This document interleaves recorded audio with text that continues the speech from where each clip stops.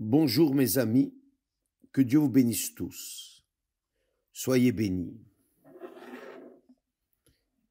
Et si quelqu'un a quelque chose contre moi, si quelqu'un m'a offensé, je pardonne. Je pardonne tous ceux qui m'ont offensé, qui m'offensent ou m'offenseront. Car dans le fait de pardonner, je suis aussi pardonné.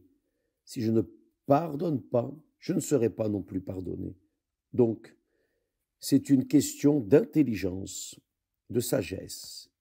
Quand je pardonne, je suis pardonné. Je libère le pardon et je suis aussi pardonné. Donc, que tous, sans exception, soient pardonnés et bénis au nom du Seigneur Jésus-Christ. J'aimerais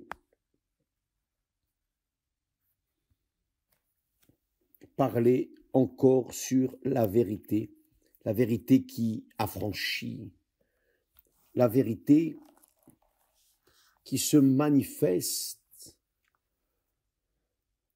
à tous ceux qui ont du bon sens, qui a du bon sens et écoute la vérité, obéit, suit. Qui n'a pas de bon sens tourne le dos, méprise, dédaigne. Mais le fait est que nous voyons dans les Saintes Écritures que Dieu a du zèle pour sa parole. Car sa parole, c'est son honneur. La parole de Dieu est l'honneur de Dieu. Dieu nous donne sa parole, son honneur. Il a dit, vous connaîtrez la vérité et la vérité vous affranchira. Donc, le Seigneur Jésus est la vérité qui affranchit. Sa parole affranchit.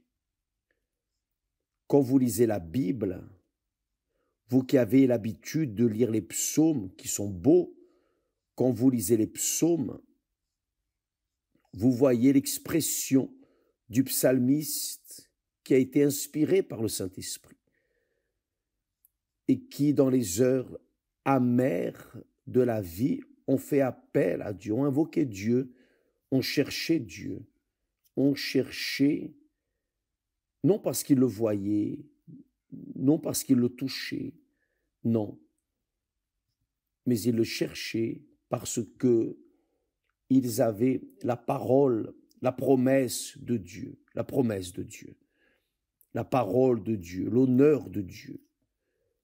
Donc, quand quelqu'un en pleine conscience invoque la parole de Dieu ou cherche dans la parole de Dieu sa délivrance, la délivrance vient car la parole de Dieu ne revient pas vide, elle ne peut pas revenir vide. C'est impossible qu'elle revienne vide. Le Seigneur Jésus a dit, le ciel et la terre passeront, mais ma parole ne passera point.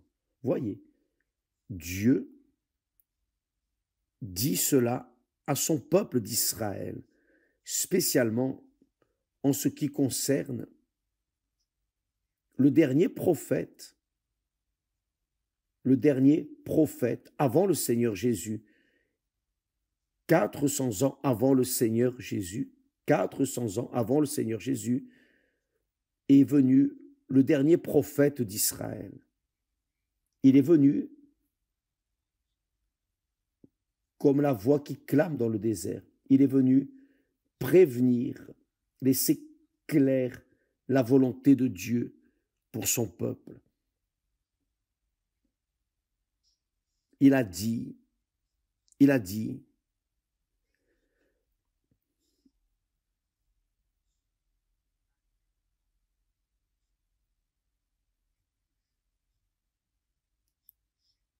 depuis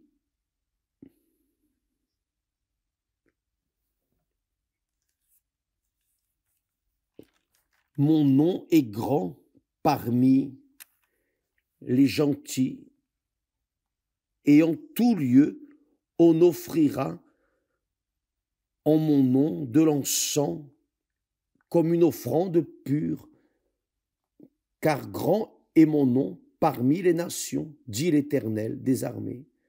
Donc, les enfants d'Israël, spécialement les sacrificateurs,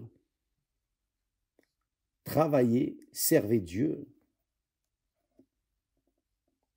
même ayant la conscience de Dieu, ils servaient Dieu de n'importe quelle manière. Ils méprisaient la table de l'Éternel. Ils méprisaient la parole de Dieu. Et à cause de cela, jusqu'à aujourd'hui, Israël souffre. Israël souffre d'énormes pertes, des préjudices énormes. S'ils gagnent d'un côté, ils perdent beaucoup plus de l'autre. C'est la réalité. Le peuple d'Israël aurait dû être le peuple le plus heureux de la terre, mais on dirait que c'est le peuple le plus malheureux de la terre, car il est toujours en train de fuir, toujours en train de fuir. Et Dieu permet cela. Pourquoi? Parce que le peuple d'Israël était connaisseur de la parole de Dieu. Il y avait les prophètes, les hommes de Dieu, envoyés par Dieu pour l'instruire dans la parole. Ils ont été les premiers à recevoir la parole de Dieu. Dieu s'est révélé à Abraham, et d'Abraham, il a fait une nation, il lui a donné la parole, les commandements, le meilleur de la terre. Abraham était, disons, invincible, car il écoutait et obéissait à la parole de Dieu. Mais ses descendants n'ont pas fait la même chose. Donc ils ont souffert et souffrent jusqu'à aujourd'hui. Ce que je veux que vous sachiez, mes amis, c'est que on ne voit pas Dieu, on ne sent pas Dieu, on ne touche pas Dieu. Non. Mais sa parole, c'est comme il a dit à travers le prophète Ésaïe. La parole qui sort de ma bouche ne restera pas sans effet. Ce qui veut dire le suivant. Dans ma parole, il y a mon honneur. Dans ma parole, il y a mon honneur. Et cela, mes amis, est la grande réalité. Quand la personne croit dans la parole de Dieu, elle fait de la parole de Dieu la première pensée, la première idée. Elle vit cela. C'est la vérité qui va lui donner la vie, qui va lui garantir le succès, qui va lui garantir les bénédictions, qui va lui garantir les propres promesses que la parole contient. La parole de Dieu n'a pas seulement des commandements et des lois et des obligations. Non, la parole de Dieu a des lois, des obligations, des commandements. Oui, mais elle a aussi des promesses magnifiques, glorieuses. Si vous lisez Deutéronome, le chapitre 28, là sont écrites les bénédictions pour ceux qui obéissent et qui suivent la parole de Dieu. Et il y a aussi les malédictions. Donc, d'un côté, il y a les bénédictions, et les bénédictions sont complètes, elles sont totales, sur tous les aspects, physiques, émotionnels et spirituels, sous tous les aspects. Maintenant, ces bénédictions dépendent de la personne, le fait d'écouter, d'obéir au commandement. C'est pour cela que le Seigneur Jésus a dit, vous connaîtrez la vérité et la vérité vous affranchira. Quand la personne a du bon sens, elle connaît la vérité, elle va à la recherche de cette vérité.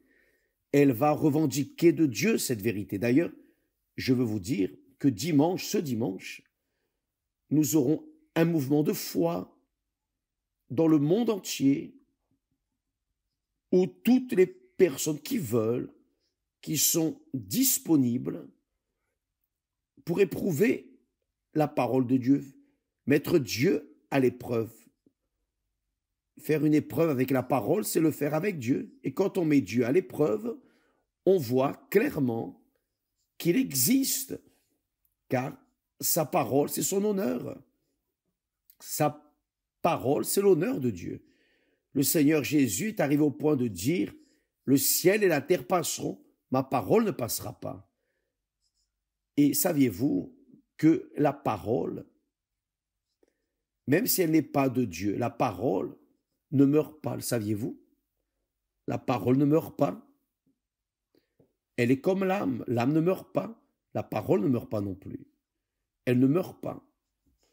Le Seigneur Jésus est arrivé au point de dire, par tes paroles, tu seras justifié. Par tes paroles, tu seras condamné.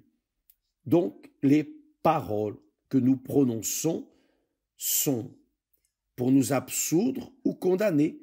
Ça dépend de la parole que nous prononçons. Cela dépend de cette parole. C'est écrit. Donc, mes chers amis, si la personne a du bon sens et qu'elle utilise juste un peu de son intelligence, juste un peu, pas beaucoup, non, juste un peu, elle s'accroche à la parole de Dieu. Et la parole de Dieu garantit ce qui est promis. Et peu importe si la personne mérite ou si elle ne mérite pas. J'ai mis Dieu à l'épreuve. J'ai mis la parole à l'épreuve. J'ai mis Dieu à l'épreuve. J'étais déjà converti, baptisé du Saint-Esprit, marié avec l'épouse qu'il m'a donnée. Tout allait très bien jusqu'à un certain point, mais il manquait quelque chose. Il manquait des conditions économiques. Donc je peux vous parler de ce que j'ai vécu cette nuit de jeudi. Nuit de jeudi, quand je suis arrivé à la maison, et Esther, je suis arrivé à la maison,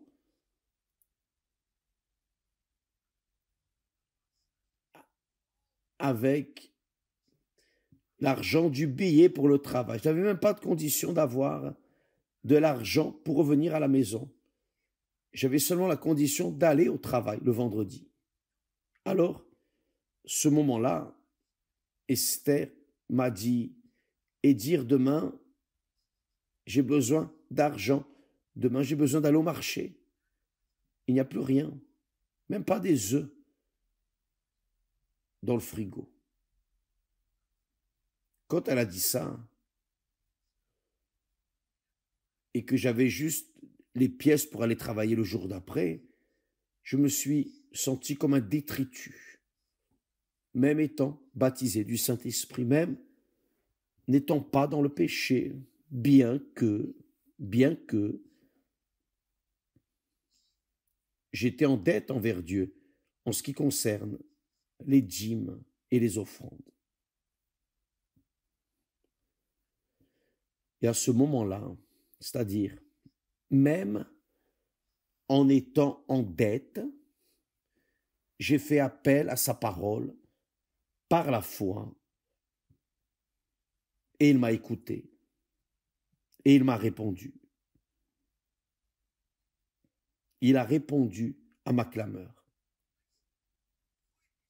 Mais il a fallu que je sois au fond, que j'arrive au fond du puits, même scellé du Saint-Esprit. On ne vivait pas dans le péché. On vivait notre vie naturelle, normale. Je travaillais, j'étudiais. Et je cherchais à faire de tout pour pouvoir soutenir la maison, la famille. Et la famille, c'était juste Esther et moi, personne d'autre. Donc à ce moment-là, quand elle a demandé de l'argent pour faire les courses le vendredi, j'ai dit Esther, mais tout le salaire que je reçois, je le mets entre tes mains. J'avais juste l'argent pour le ticket. Comment est-ce que c'est fini? C'est fini, il n'y en a plus. Pourquoi? Parce qu'à cette époque,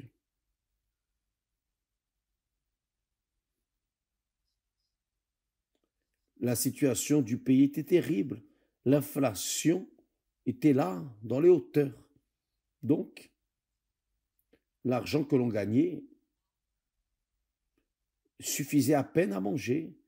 Et cette nuit-là, ce soir-là, de jeudi, je suis resté désespéré. Non en colère contre elle, en aucune façon fâché contre elle, non, mais fâché contre moi-même, indigné par cette situation, car je suis arrivé à un moment où j'ai dit, viens, on va dans la chambre. On est sorti de la salle de bain, on est en train de parler dans la salle de bain. Allons dans la chambre. Je me suis agenouillé, Esther s'est agenouillée de l'autre côté, j'ai pris la Bible, on l'a mis comme ça sur le lit, j'ai ouvert en Malachie ce prophète, le prophète Malachie, au chapitre 3, verset 10, et j'ai lu le texte que Dieu dit. Dieu dit très clairement, il a dit, je vais lire le texte un peu avant. Il a dit au peuple d'Israël, aux enfants de Jacob, depuis le temps de vos pères, vous vous êtes écartés de mes ordonnances. Vous ne les avez point observées. Revenez à moi et je reviendrai à vous, dit l'Éternel des armées. Revenez à moi et je reviendrai à vous. J'ai lu ce texte. Et vous dites, en quoi devons-nous revenir? Et Dieu répond, un homme trompe-t-il Dieu? Car vous me trompez et vous dites, en quoi t'avons-nous trompé? En quoi t'avons-nous trompé? Dans les dîmes et les offrandes. Il parle ici, Dieu parle ici à son peuple qui connaît sa loi, sa parole, le peuple qui a été privilégié avec la parole de Dieu.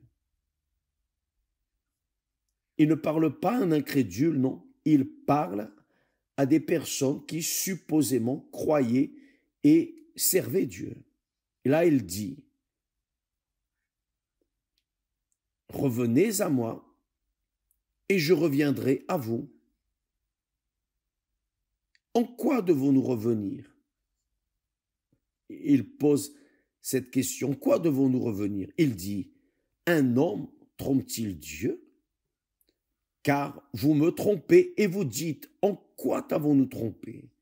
Dans les dîmes et les offrandes. Vous êtes frappés par la malédiction et vous me trompez, la nation tout entière. Toute la nation. Imaginez. Et là, il dit, apportez, il donne la réponse. Comment pouvez-vous revenir à moi? Comment pouvez-vous revenir vers moi? Il dit, apportez les sacrificateurs, ceux qui ne sont pas sacrificateurs, le peuple, tout le monde, apportez à la maison du trésor toutes les dîmes. La maison du trésor était une banque qu'il y avait à côté du temple, une grande maison. Car il y avait là beaucoup de choses. Il y avait de l'or, les personnes amenaient l'or, l'argent, les bijoux, les animaux, il y avait de tout. Tout, tout, tout. Il dit, apportez à la maison du trésor toutes les dîmes, afin qu'il y ait de la nourriture dans ma maison. Et après, mettez-moi de la sorte à l'épreuve, dit l'Éternel des armées. Mettez-moi de la sorte à l'épreuve, c'est-à-dire dans les dîmes et dans les offrandes, dit l'Éternel des armées. Et vous verrez si je n'ouvre pas pour vous les écluses des cieux, si je ne répands pas sur vous la bénédiction en abondance. C'est ce que Dieu promet dans sa parole. Vous avez des problèmes économiques? Vous en avez? Dieu a déjà répondu. Il dit ce que vous devez faire.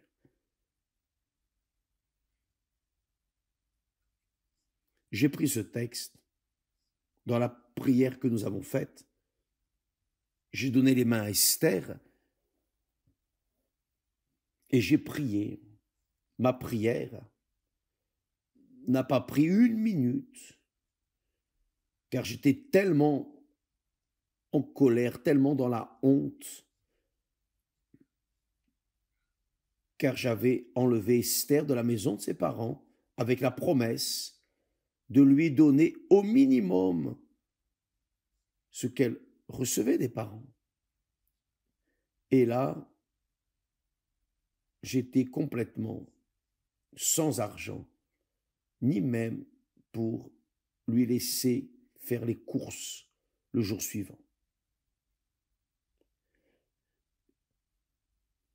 J'étais réellement angoissé, humilié, dans la honte, révolté. Non révolté contre Dieu, non révolté contre Esther. J'étais révolté contre cette situation. Dieu a permis que j'arrive à cette situation pour pouvoir revenir à lui.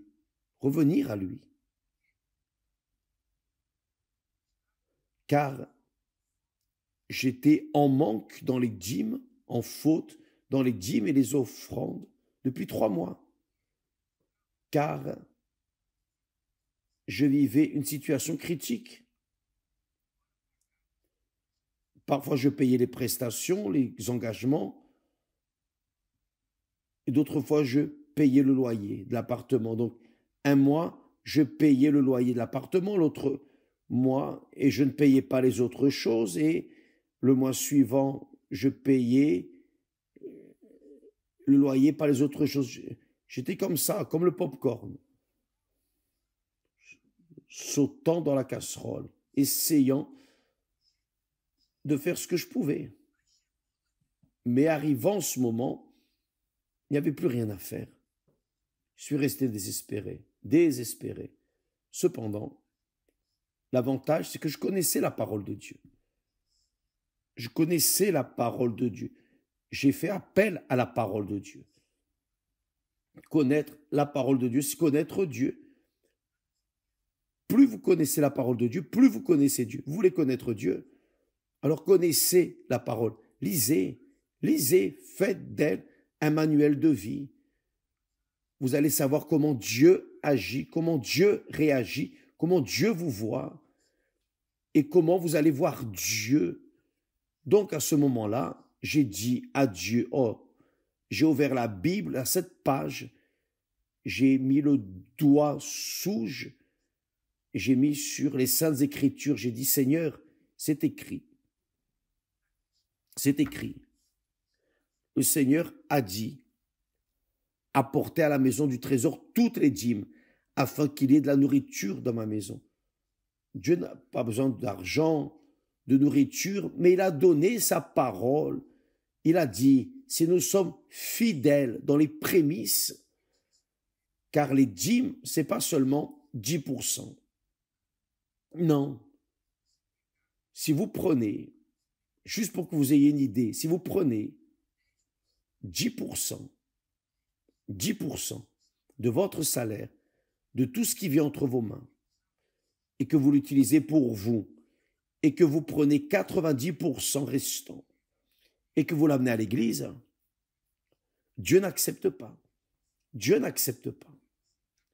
Il peut accepter comme offrande, mais pas comme dîme. Car vous donnez ce qu'il reste.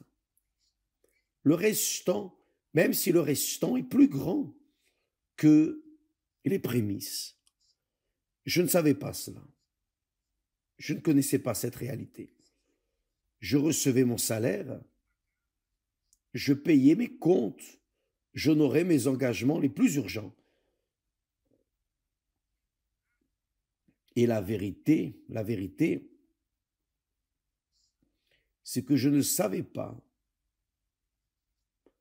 que les dîmes ne sont pas seulement 10%, mais ce sont les premiers 10%. Ce sont les prémices de Dieu. Nos prémices, pour Dieu, représentent les prémices ou la prémisse de Dieu pour nous. Le Seigneur Jésus a été le premier-né de Dieu. Il a été la prémisse de Dieu, que Dieu nous a donnée pour que nous soyons sauvés. Dieu n'a pas envoyé des anges, des archanges, des chérubins, non. Il n'a pas envoyé le reste. Non, il a envoyé, il a arraché de lui-même les prémices. Il l'a envoyé dans ce monde. Donc, quand la personne veut honorer Dieu, veut revenir vers le Seigneur pour que le Seigneur revienne vers elle, elle doit l'honorer. Elle doit honorer, elle doit croire dans l'offrande, la prémisse, la dîme que Dieu a donnée pour elle. Le Seigneur Jésus. Le Seigneur Jésus, le premier-né. Dieu a donné son premier-né.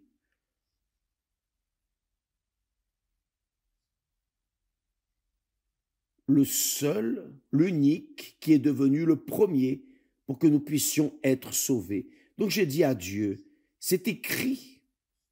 Le Seigneur a dit, mais je pensais, là, je luttais avec Dieu, c'est la réalité. J'étais en train de lutter avec Dieu, comme Jacob a fait. Mais j'étais dans l'erreur, car j'étais en dette. Mais pourquoi est-ce que j'étais en dette? Parce que je ne savais pas que les dîmes étaient les prémices, les premiers 10%. Donc, normalement, je payais mes engagements et après je donnais mes dîmes. Mais j'étais en manque depuis 3 mois. J'étais en péché. Inconscient, mais j'étais. Et là, je lui ai dit, Seigneur, c'est écrit là. C'est écrit ici. Tu as dit, j'ouvrirai les écluses des cieux et je répandrai sur vous la bénédiction en abondance.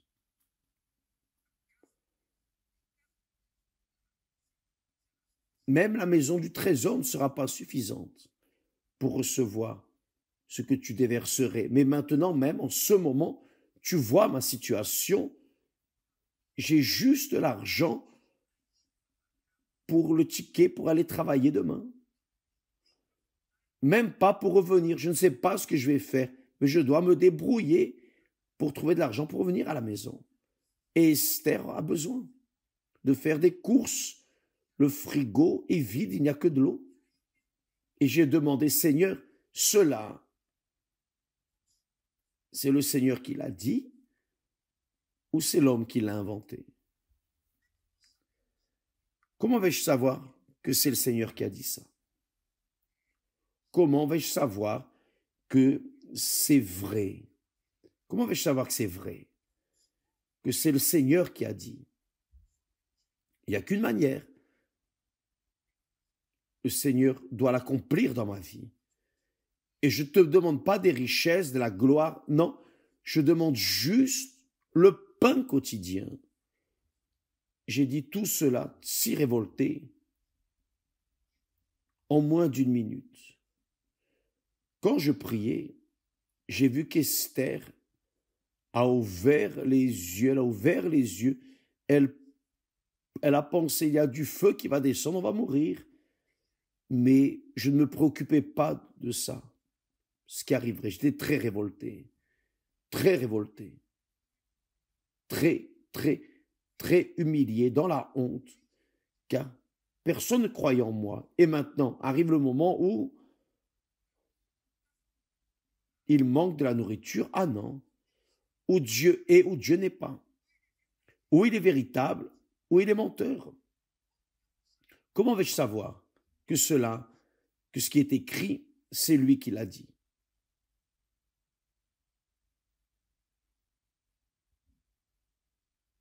On s'est levé, je suis resté en paix avec moi, Esther est restée effrayée, et le jour suivant, la réponse est venue.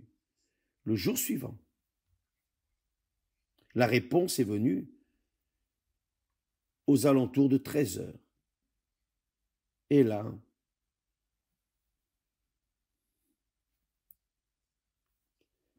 jusqu'à y penser, quand je pense à ce moment où j'étais révolté,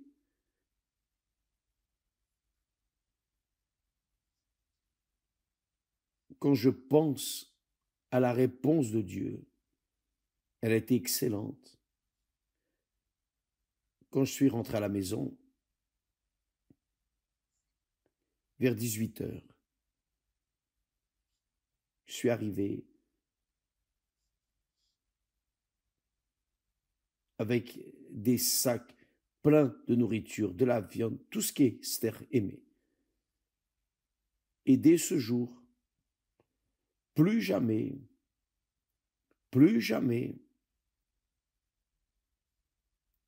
nous n'avons eu de problème économique depuis ce jour. L'Église universelle n'existait pas. L'Église universelle s'est faite 6 ou 7 ans plus tard, si je ne m'abuse.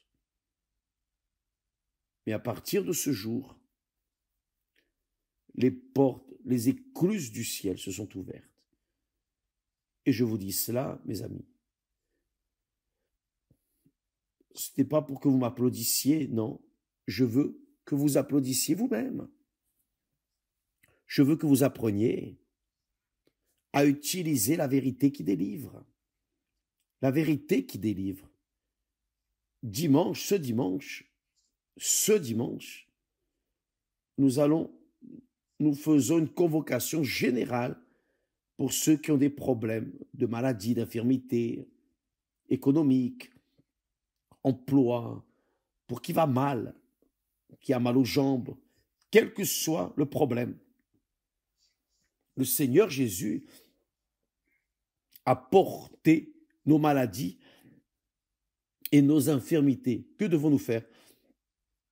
Prendre la parole de Dieu. C'est écrit, Seigneur, on va faire cette épreuve. Dimanche, nous allons unir la foi dans le monde entier, dans un seul esprit, une seule foi.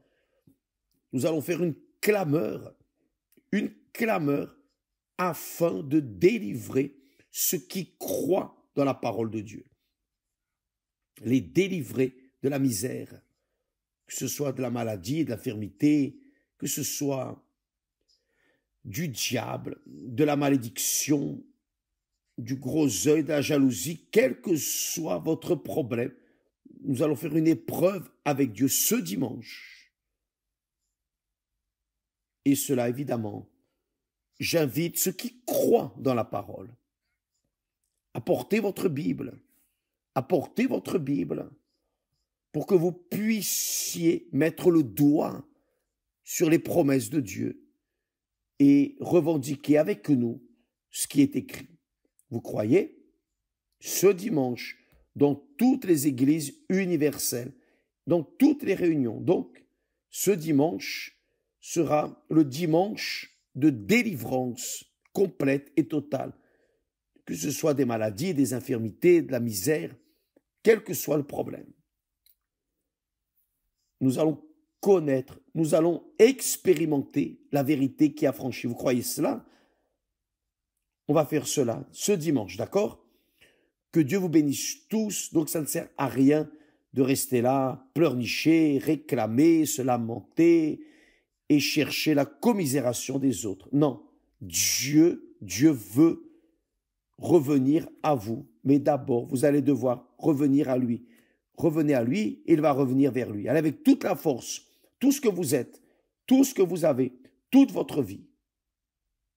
Vous allez voir ce qui va arriver dans votre vie à partir de dimanche, d'accord? Que Dieu vous bénisse. Je crois, vous croyez? Alors venez ce dimanche au nom du Seigneur Jésus. Amen. Grâce à Dieu.